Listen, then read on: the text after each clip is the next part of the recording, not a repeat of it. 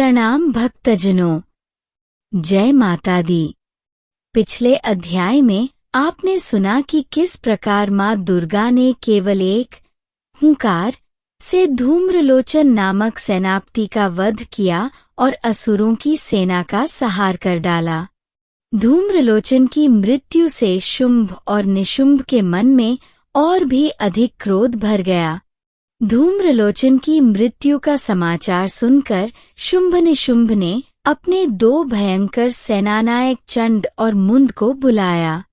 दोनों अत्यंत पराक्रमी और नृशंस थे। शुंभ ने आदेश दिया, हे चंड और मुंड, तुम दोनों तुरंत जाकर उस स्त्री को पकड़ लाओ।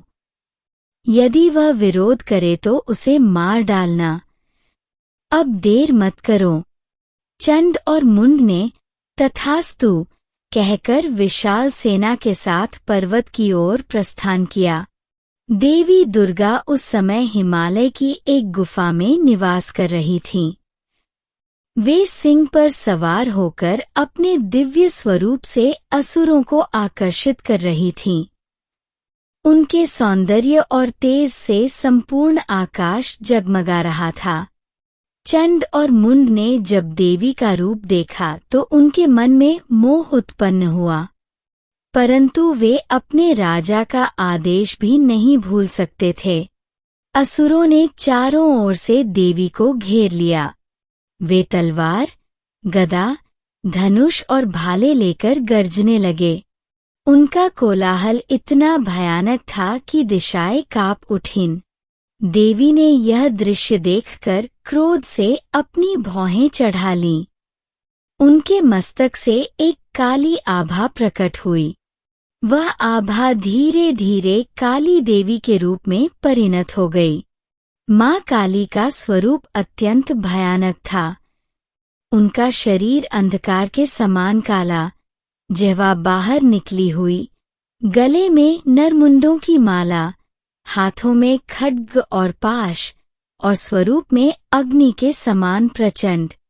वे उग्र हंसी हंसती हुई बोलीं, असुरों, सावधान, तुम्हारा अंत अब निश्चित है।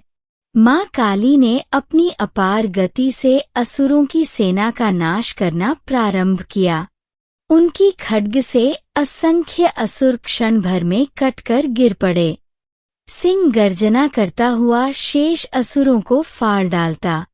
अंततः माँ काली सीधे चंड और मुंड की ओर बढ़ी। पहले उन्होंने चंड पर आक्रमण किया और एक ही प्रहार में उसका सिर काटकर अपने पाश में पकड़ लिया।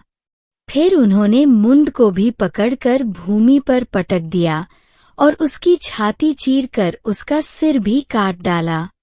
दोनों के सिर हाथ में लेकर वे माँ दुर्गा के पास पहुंची और बोलीं, देखो, मैंने चंड और मुंड का वध कर दिया है। माँ, अब इन्हें स्वीकार करो। माँ दुर्गा प्रसन्न होकर बोलीं, हे काली, तुमने मेरे शत्रुओं का संहार किया है। आज से तुम चामुंडा नाम से विख्यात हो जाओगी। संसार तुम्हारे इस स्वरूप की आराधना करेगा। सब मिलकर बोलिए, जय माँ काली की, जय माँ दुर्गा की। इस अध्याय का श्रवण करने से मनुष्य को शत्रु भय से मुक्ति मिलती है।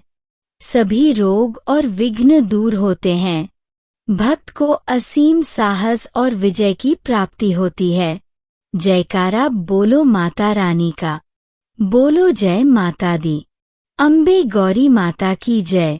दुर्गे दुर्गे जय जय दुर्गे। भक्तजनों, आज हम शाम 4 बजे अध्याय 5 सुनेंगे, जिसमें रक्त बीज वध का वर्णन होगा। आप सही 4 बजे रक्त बीज वध कथा जरूर सुनिएगा और अगर आप नए हैं तो चैनल को जरूर सब्सक्राइब कीजिएगा ताकि आप तक भक्ति आलोक की वीडियोस पहुंच सकें। जय माता दी।